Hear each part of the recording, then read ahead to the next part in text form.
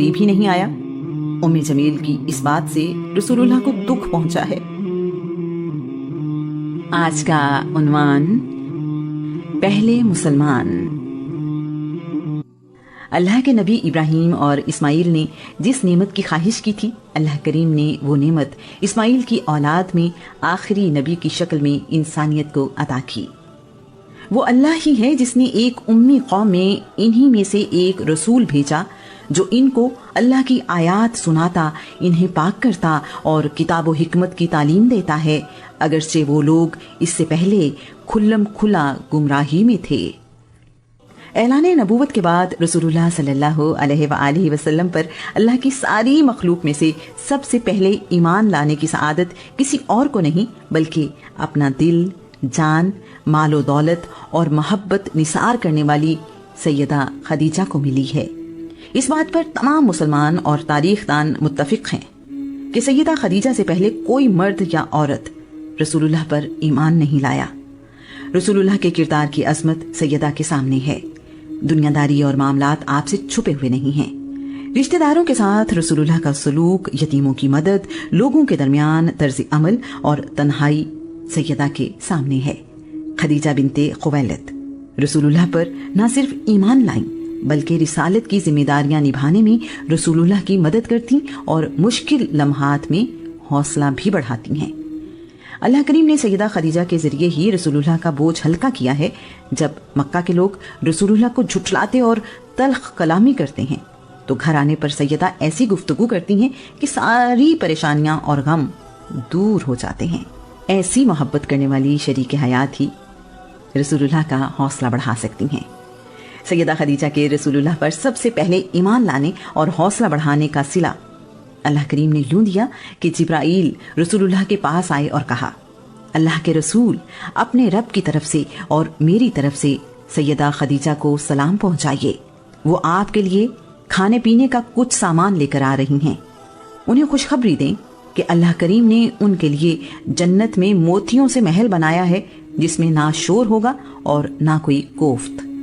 رسول اللہ نے جب سیدہ خدیجہ کو اللہ کریم کا پیغام پہنچایا تو سیدہ نے کہا، اللہ کریم سلام ہے اور ساری سلامتی اسی سے ہے۔ جبرائیل پر سلام ہو، اللہ کے رسول پر سلام ہو، آپ پر اللہ کریم کی نعمتیں اور برکتیں نازل ہوں۔ علی ابن ابی طالب رسول اللہ کے ساتھ ان کے گھر پر رہتے ہیں۔ علی کی تربیت رسول اللہ کے گھر پر ہوئی ہے۔ رسول اللہ کی چچی فاطمہ بنت اسد بیان کرتی ہیں، جب ہمارے گھر چوتھا بیٹا پیدا ہوا تو محمد نے اس کا نام علی رکھا۔ محمد نے علی کے منہ میں اپنی زبان دی جسے علی چوستا رہا۔ ایک دن رسول اللہ اور سیدہ خدیجہ کو نماز ادا کرتے دیکھ کر علی حیران ہیں، انہیں سمجھ نہیں آ رہی کہ یہ دونوں کیا کر رہے ہیں۔ علی نے پوچھا ہے، آپ لوگ ابھی کیا کر رہے تھے؟ رسول اللہ نے علی کو بتایا ہے، اللہ نے مجھے رسول بنا کر بھیجا ہے، یہ اللہ کا دین ہے، میں تمہیں اللہ پر ایمان لانے کی دعوت دیتا ہوں جس کا کوئی شریک نہیں، اللہ کی عبادت کرو اور بتوں سے پرے رہو۔ علی کہہ رہے ہیں، یہ بات میں نے اسے پہلے نہیں سنی، میں اس بارے میں اپنے والد سے مشورہ کروں گا۔ رسول اللہ نے کہا ہے، علی اگر تم ایمان نہیں لانا چاہتے تو کم از کم اس راز کو کسی اور پر ظاہر مت کرنا۔ علی نے رات سوچ بچار میں گزاری ہے۔ اللہ کریم نے علی کو صحیح اور غلط کا شعور عطا فرمایا۔ صبح علی رسول اللہ کی خدمت میں حاضر ہو کر ایمان لے آئے ہیں۔ علی نے رسول اللہ کے حکم کے مطابق اس بات کو سب سے چھپایا ہوا ہے۔ علی عشرہ مبشرہ میں شامل ہیں۔ علی رسول اللہ پر ایمان لائے تو ان کی عمر 10 سال ہے۔ کچھ تاریخ دانوں کے مطابق علی کی عمر 8 سال سے 11 سال کے درمیان ہے۔ بعد کے دنوں میں رسول اللہ اور علی نماز ادا کر رہے تھے کہ ابی طالب کا ادھر سے گزر ہوا۔ ابی طالب نے ان دونوں کو عبادت کرتے دیکھا تو علی سے پوچھا، بیٹا یہ کون سا دین ہے جسے تم نے اختیار کیا ہے؟ علی نے جواب دیا، ابا جان میں اللہ اور اس کے رسول پر ایمان لایا ہوں، جو دین محمد رسول اللہ لے کر آئے ہیں میں اس کی تصدیق کرتا ہوں۔ ابی طالب نے کہا، بیٹا محمد نے تمہیں نیکی کی طرف بلایا ہے، اس کا ساتھ نہ چھوڑنا اور مضبوطی سے اس کے ساتھ کھڑے رہنا۔ عبد الکعبہ رسول اللہ کے بچپن سے ہی ان کے دوست ہیں، ایک دوسرے کے پاس آنا جانا، صلاح مشورے روزانہ کی عادت ہے۔ کئی تجارتی سفر عبد الکعبہ نے رسول اللہ کے ساتھ کیے ہیں۔ ان کی عادات اور خیالات رسول اللہ کے بہت قریب ہیں۔ عبد الکعبہ بھی حنیف ہیں۔ عبد الکعبہ نے رسول اللہ کی 40 سال کی زندگی بہت قریب سے دیکھی ہے۔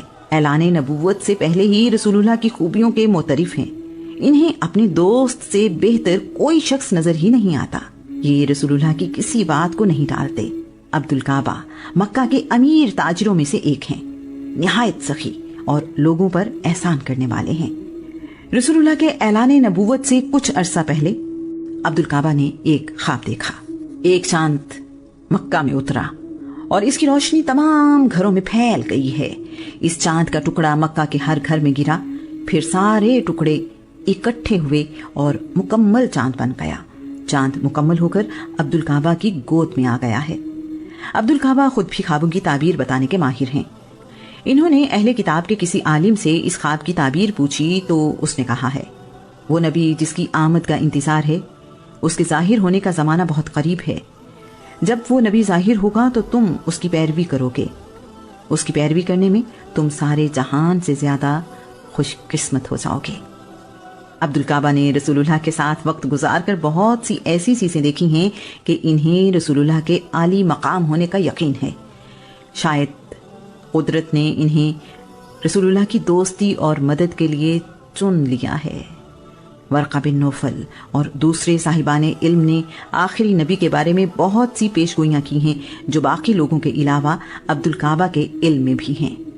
عبدالکعبہ حکیم بن حزام کے پاس بیٹھے ہیں۔ یہ حکیم کی کنیز ان کے پاس آئی اور کہنے لگی، آپ کی پھوپھی خدیجہ آج یہ خیال کر رہی ہیں کہ ان کے شوہر محمد اللہ کے نبی ہیں، ایسے ہی جیسے موسیٰ اللہ کے نبی تھے۔ عبدالکعبہ نے یہ سنا تو وہاں سے نکل کر سیدھے رسول اللہ کے پاس آ گئے ہیں۔ آپ سے اس بارے میں پوچھا ہے۔ رسول اللہ نے جبرائیل کے آنے، وحی کے بارے میں انہیں بتایا اور ایمان لانے کی دعوت دی ہے۔ عبدالکعبہ نے کہا ہے، میرے ماں باپ آپ پر قربان، آپ نے سچ کہا، آپ سچے ہیں۔ میں گواہی دیتا ہوں کہ اللہ کے سوا کوئی عبادت کے لائق نہیں اور آپ اللہ کے رسول ہیں۔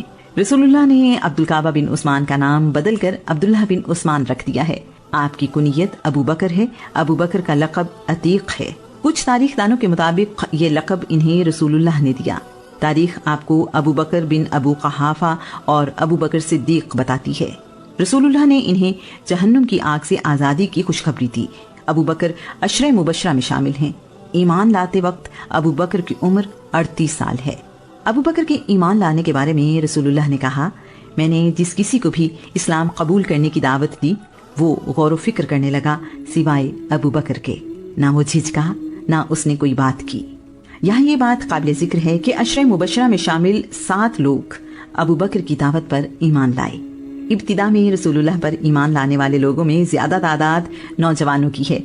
سیدہ خدیجہ کے بعد ایمان لانے والا کون ہے؟ تاریخ دان اس بارے میں مختلف رائے رکھتے ہیں۔ بہرحال یہ طے ہے کہ بچوں میں علی ابن ابی طالب اور جوان مردوں میں ابو بکر سب سے پہلے ایمان لائے۔ علی اور زید بن حارثہ کو بچپن میں رسول اللہ کا گھر نصیب ہوا ہے۔ زید کی عمر اس وقت 30 سال ہے۔ انہیں رسول اللہ کی خدمت میں 15 سال گزر چکے ہیں۔ زید تو دل سے اپنے آقا پر جان نثار کرتے ہیں۔ اعلان نبوت سے پہلے ہی رسول اللہ کا ہر حکم مانتے ہیں۔ سیدہ خدیجہ اور علی کو رسول اللہ پر ایمان لاتے دیکھا تو انہوں نے بھی گواہی دی ہے، اللہ کے سوا کوئی عبادت کے لائق نہیں اور محمد اللہ کے سچے رسول ہیں۔ رسول اللہ کی بیٹیاں اور ام ایمن بھی رسول اللہ پر ایمان لے آئی ہیں۔ رسول اللہ پر ایمان لانے والوں میں وہ تمام لوگ شامل ہو گئے ہیں جو آپ کے ساتھ آپ کے گھر میں رہتے ہیں۔ غلاموں میں بلال بن رباح سب سے پہلے ایمان لائے ہیں۔ بلال ایمان لائے تو ان کی عمر 33 سال ہے۔ اس وقت بلال عبداللہ بن جدعان کے غلام ہیں۔ تاریخ بلال کو بلال حبشی کے نام سے جانتی ہے۔ سعد بن ابی وقاص یہ بھی اسلام کے ابتدائی دنوں میں ایمان لے آئے ہیں۔ اس وقت سعد کی عمر 17 سال ہے۔ سعد کا پورا نام سعد بن مالک بن اوہیب بن عبد مناف ہے۔ ان کا تعلق بنی زہرا سے ہے۔ رسول اللہ کی والدہ سیدہ آمینہ سعد کے والد کی چچا زاد بہن ہیں۔ سعد کا سلسلہ نسب رسول اللہ سے 5ویں پشت پہلے کلاب بن مرہ پر جا کر ملتا ہے۔ سعد بن ابی وقاص بھی عشرہ مبشرہ میں شامل ہیں۔ سعد ابو بکر کی دعوت پر ایمان لائے ہیں۔ سعد اپنے آپ کو ثلاثۃ الاسلام یعنی تیسرا مسلمان کہتے ہیں۔ ہجرت مدینہ کے بعد قریش کے ساتھ لڑائی میں پہلا تیر چلانے کا اعزاز سعد بن ابی وقاص کو حاصل ہے۔ غزوہ احد میں رسول اللہ نے اپنے ترکش کے سارے تیر سعد کے سامنے بکھیر دیے۔ سعد بن ابی وقاص وہ خوش نصیب ہیں جنہیں غزوہ احد میں تیر اندازی کرتے دیکھ کر رسول اللہ نے کہا، میرے ماں باپ سعد پر قربان۔ رسول اللہ سعد بن ابی وقاص کے متعلق کہا کرتے تھے، سعد میرے ماموں ہیں، ہے کوئی میرے ماموں جیسا؟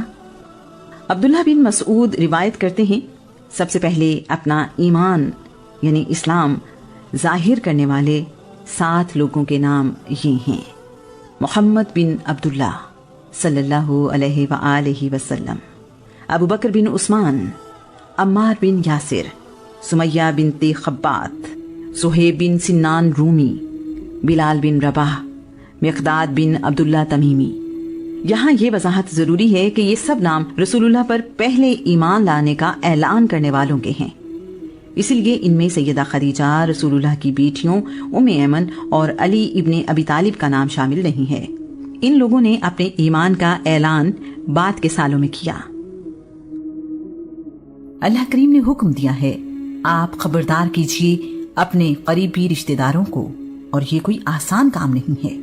صدیوں سے لوگ بتوں کی عبادت میں مصروف ہیں،